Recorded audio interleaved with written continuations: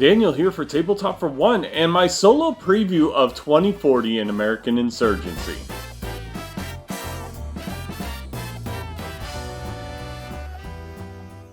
And I thank you for joining me tonight for the solo preview of 2040. Now, 2040 is designed by Edward Castranova and published by Compass Games. It is currently on Kickstarter with 3 days left. And I apologize for not having any videos out sooner. See, I did not know it was going to Kickstarter at this time. I only happened to see it a few days ago on Kickstarter, and I have yet to be able to put together a solo playthrough on my channel, which I definitely prefer to do before I do a preview video. However, with 3 days remaining, I want to present it to you, hopefully give you enough time to decide whether or not to back it. Maybe you've already backed it.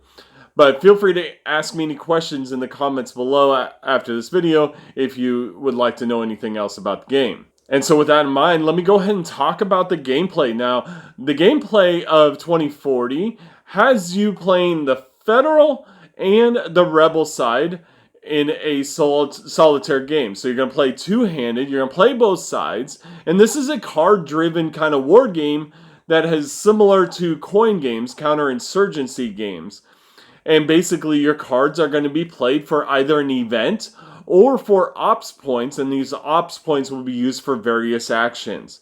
The cards themselves can either be rebel cards or federal cards or neutral cards, and whatever faction is on that card when it gets played automatically gets that event. However, in this game, you are able to play one of your opposing faction's cards to do a social media event and negate that event on the card. So it provides you with a very good opportunity of burying a very powerful card on the opposite side.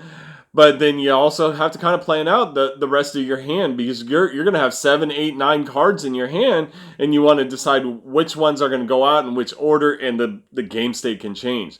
Now, on the field, you're going to be vying for control over various regions, cities, and suburbs, trying to gain victory points, because the game ends at 35 victory points, or when the deck runs out and whoever has the most victory points, or if one faction has no more tokens on the board. And this game provides a very tense tug of war between the two factions, and it has interesting mechanisms of traveling across state lines and through cities or around cities.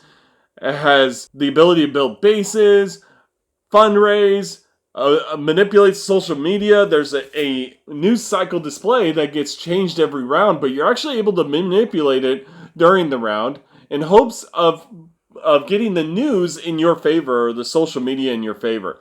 A lot of really great mechanisms, very interesting. And so let's talk about the theme. Now, the theme in an American Insurgency sounds like it would be a very political theme, especially with the red and blue colors.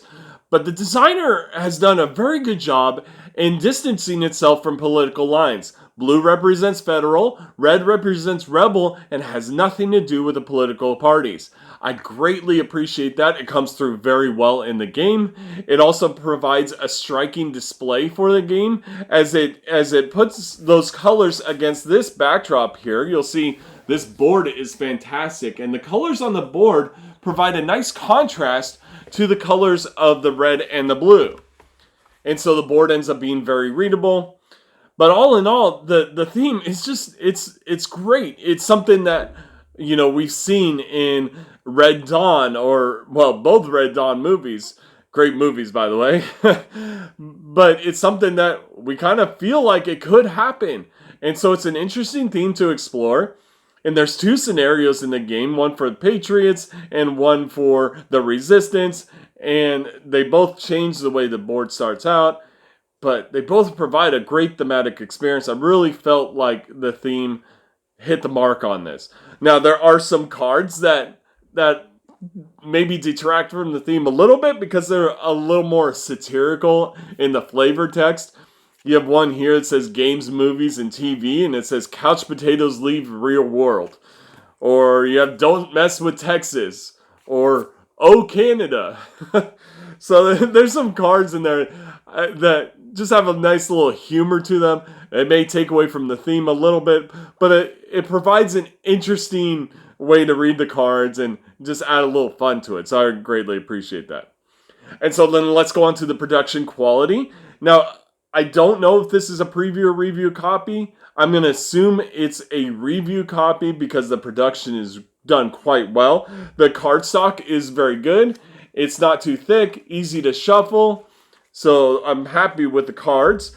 The board itself, like you just saw, is a very nicely designed board. It is a large board. It's an 8-fold board. So bear that in mind. But I absolutely love it, and it's good quality. And then the counters themselves, now they come kind of put together like this, and you have to peel them apart.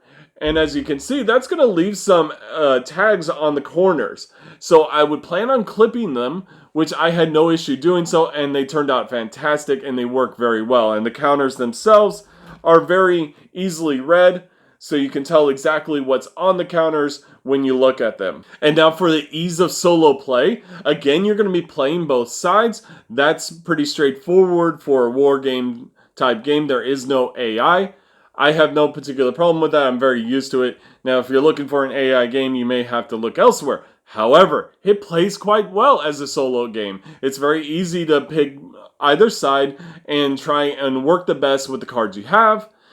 Now, there's a lot of rules to learn. There's a lot of actions to learn. It's not just the events, but you're able to use those cards for ops points. And there's a whole bunch of different actions, and they're listed on the player aid. And on the player aid, it has it on both sides for each different faction. And this is where I might have a little bit of an issue with the ease of solo play. See, the player aids kind of provide a short form of what the actions do. It makes you feel like they assume that you've read and memorized the rules well enough to know the total ins and outs of each action. And so this is more of a reference point to remind you the general idea of what the actions do. But you're going to have to refer to the rulebook if you don't memorize those actions very well. So just keep that in mind. I would just have the rulebook out for your first few plays until you get used to all those actions. And that's kind of where I'm at. I'm still getting used to all those actions and everything that they do in each of those actions. And so that leads me to my overall impressions. Now, I've only played the game 3 times. I don't like reviewing a game until it's 10 times. That's my rule. But again, since it's on Kickstarter right now, I want to give you my opinion and hopefully help address questions that you have. And so I have to tell you, I like this game a lot. I can't give you a grade yet, but it's a very good game. I enjoy every decision that I made in the game. Each card play that I do feels impactful, it's fun, it's exciting, it's tense, and it's difficult. I mean, there's this huge tug of war going back and forth between the two factions. But it's such a great experience. I definitely like this game. I love the theme. I love how it plays out on the board. And yeah, I've had a great time. And so let me know if you have any questions in the comments below. Please also check out the link to the Kickstarter. Again, you have 3 days left to back it, so check it out there. Please also like and subscribe to this video if you like the content you see here. And I thank you very much for watching Tabletop for One. Have a great night.